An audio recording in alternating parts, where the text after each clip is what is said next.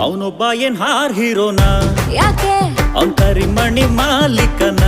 ಅಲ್ಲ ಬೆಳ್ಳುಳ್ಳಿ ಕಬಾಬ್